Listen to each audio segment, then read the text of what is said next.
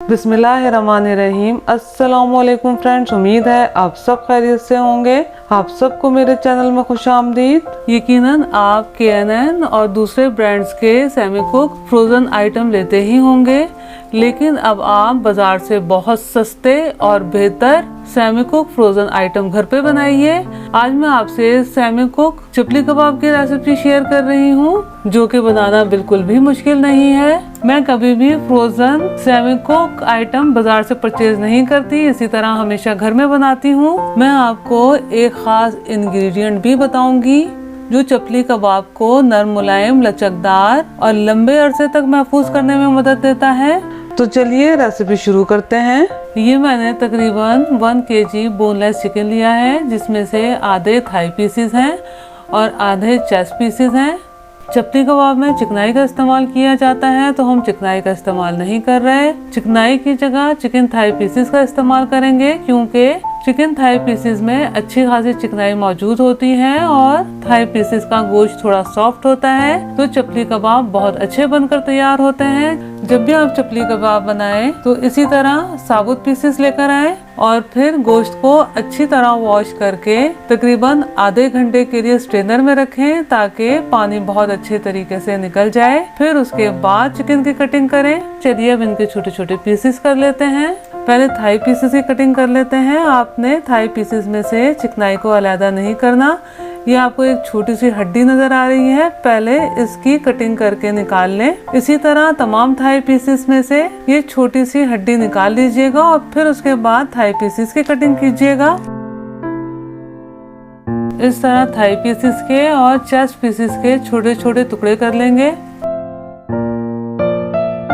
बस इसी तरह छोटे छोटे पीसेस में आपने चिकन को काट लेना है। अब हम चलते हैं अगले स्टेप की तरफ और अब चॉपर में चिकन का कीमा बना लेते हैं। चिकन थाई पीसेस में अच्छी खासी चिकनाई होती है, इसलिए थाई पीसेस को पहले चॉपर में डाल के बिल्कुल बारीक कीमा बना लेते हैं। जी जनाब, आप देख सकते हैं कि हमने थाई पीसेस का बिल्कुल सुरमा बना लिया है। अब इसमें चेस्ट पीसेस डाल देंगे और चेस्ट पीसेस को हमने नॉर्मल चॉप करना है, इसका सुरमा नहीं बनाना। ले जी, ये चपली कबाब के लिए कीमा हो गया है तैयार। अब हम चलते हैं अगले स्टेप की तरफ। अच्छा जनाब, कीमे को कर लिया है हमने बोल में ट्रांसफर। अब इसमें अज्जा शामिल करना शुरू करते हैं। 3 अदद चॉप किया हुआ प्याज, जिसको चॉप करके पानी निकाल लिया था। तकरीबन 8 से 10 छोटी तीखी हरी मिर्चें चॉप की हुई। ये तकरीबन 3 टेबल स्पून साबुत धनिया है।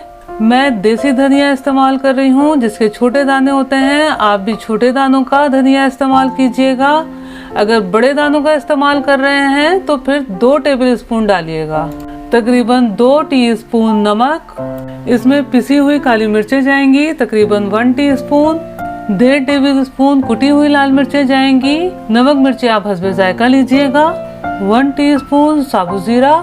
अच्छा जनाब, चपली कबाब में लहसुन अदरक का पेस्ट शामिल नहीं किया जाता। अगर डाला जाए तो बहुत कम डाला जाता है, इसलिए मैं 1 टीस्पून लहसुन अदरक का पेस्ट शामिल कर रही हूँ। ये मैंने 1/2 टीस्पून पिसा हुआ कच्चा सुहागा लिया है। सुहागा चपली कबाब को लचकदार और नरम मुलायम रखने में मदद देता है और प्रिजर्वेटिव का काम करता है। 1 kg में सिर्फ और सिर्फ 1/2 टीस्पून सुहागा जाएगा। ये तकरीबन 3 टेबल स्पून गंदम का आटा है, जिसे हल्का सा मैंने भून लिया था। ये भी शामिल कर देते हैं। हमने कबाबों को फ्रीज करना है, इसलिए मकई का आटा शामिल नहीं करेंगे। अगर हम उसी वक्त ताज़ा बनाएं तो फिर गंदम का आटा भी शामिल कर सकते हैं और मकई का आटा भी इस्तेमाल कर सकते हैं। 1 अंडा तोड़ के शामिल करेंगे। अब इन तमाम अज्जा को बहुत अच्छे तरीके से मिक्स कर लेते हैं। अच्छा फ्रेंड्स, मैं 1-2 बातें और क्लियर कर देती हूँ। चपली कबाब में टमाटर डाले जाते हैं, लेकिन अगर फ्रीज करने के लिए चपली कबाब बनाए जाएं तो टमाटर का इस्तेमाल नहीं किया जाता, क्योंकि टमाटर पानी छोड़ देते हैं। और दूसरा ये कि अगर आप अनारदाना पसंद करते हैं तो 1 टीस्पून अनारदाना पीस के या फिर साबुत शामिल कर लीजिएगा। अब बोल को इस तरह कवर करके तकरीबन आधा घंटा फ्रिज में रख देते हैं। ताकि चपली कबाब का बैटर थोड़ा सेट हो जाए। अच्छा जनाब, ये चपली कबाब का बैटर बहुत अच्छे तरीके से सेट हो गया है। इसे अब साइड पे रख देते हैं और सेमी कुक यानी कि आधे कच्चे आधे पक्के चपली कबाब बनाना शुरू करते हैं। चपली कबाब को एक जैसा शेप देने के लिए और एक जैसी थिकनेस देने के लिए ये मैंने स्टील का रिंग लिया है जो कि तकरीबन 4 इंच है, और ये शामी कबाब का सांचा है जिसमें से मैंने इनर पार्ट अलहदा कर लिया है चपली कबाब बनाने के लिए। मैं आपको 2 से 3 तरीके चपली कबाब बनाने के बताऊंगी। जिस तरीके से मैं चपली कबाब बनाती हूँ वो तरीका भी मैं आपको बताऊंगी। आपको जो आसान लगे आप उस तरीके से चपली कबाब बना लीजिएगा। आप पहला तरीका देख लीजिए कि किस तरीके से मैं चपली कबाब बना रही हूँ। ये आप पर डिपेंड करता है कि आपने कितने बड़े और कितने मोटे चपली कबाब बनाने हैं। जिन तरीकों से मैं आपको चपली कबाब बनाने का शेप बता रही हूँ, इसमें से जो तरीका आपको आसान लगे उस तरीके से नॉन स्टिक पैन को हल्का सा ग्रीस कर लें, फिर दोनों तरफ से हल्की आंच पर सेक लें तो आपका सेमी कुक चपली कबाब बनकर तैयार हो जाएगा। ये तो हो गया पहला तरीका। अब दूसरा तरीका देख लेते हैं।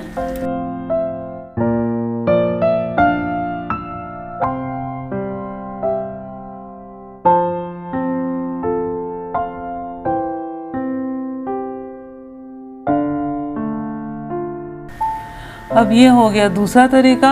अब तीसरा तरीका भी देख लेते हैं कि तीसरे तरीके से किस तरह बनाया जा सकता है चपली कबाब।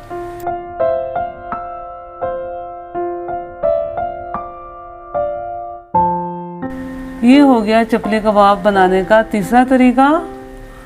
अब मैं आपको फाइनल तरीका बताती हूँ जिस तरीके से मैं बनाती हूँ। नॉन स्टिक पैन को बिल्कुल लो फ्लेम पर गरम कर लिया है। अब इस तरह पैन को थोड़ा सा ऑयल डाल के ग्रीस कर लेंगे। अब हमने क्या करना है, अब हस्बे ज़रूरत चपली कबाब का बैटर लेकर इस तरह रिंग की मदद से चपली कबाब बनाते जाएंगे।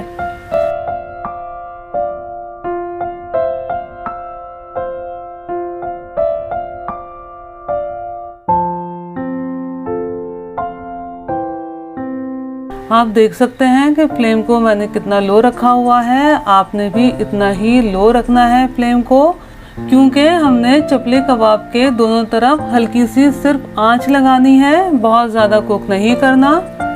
बस इसी तरीके से सेमी कुक चपली कबाब बनाते जाएंगे। एक साइड से ये कुक हो गए हैं, इसको मैंने अब पलट लिया है। अब ये बनकर तैयार हैं। अब इन्हें हम निकाल लेते हैं। बहुत झटपट बनकर तैयार हो जाते हैं। ये तरीका मुझे बहुत आसान लगता है चपली कबाब बनाने का। मैंने जो आपको चपली कबाब के शेप बनाने का तरीका बताया है, जो आपको आसान लगे उस तरीके से आप इसी प्रोसेस से चपली कबाबों को सेक लीजिएगा। आपके सेमी कुक चपली कबाब बनकर तैयार हो जाएंगे। जिस प्रोसेस से मैं अभी चपली कबाब बना रही हूँ, बाकी बैटर के भी इसी प्रोसेस से मैं चपली कबाब बनाकर फ्रीजर में स्टोर कर लूंगी। ये सेमी कुक चपली कबाब तकरीबन 3 महीने के लिए फ्रीज किए जा सकते हैं। मैं बहुत जल्द आपसे चिकन के सेमी कुक सीख कबाब की भी रेसिपी शेयर करूंगी। ये हमारे चिकन के सेमी कुक चपली कबाब बनकर तैयार हैं। आपको जो मैंने रेसिपी दी है वो 1 kg की है, लेकिन मैंने जो बनाए हैं तकरीबन 2 kg के हैं। तो बस इसको फ्रीज कीजिए और इसको फिर एंजॉय कीजिए। अब मैं आपको बताती हूँ कि इसको फ्रीज किस तरह किया जा सकता है। आप कमेंट्स करके ज़रूर बताइएगा कि आपको मेरी ये रेसिपी और सेमी कुक फ्रोजन चपली कबाब बनाने का तरीका कैसा लगा। अगली रेसिपी की वीडियो तक के लिए अल्लाह हाफिज।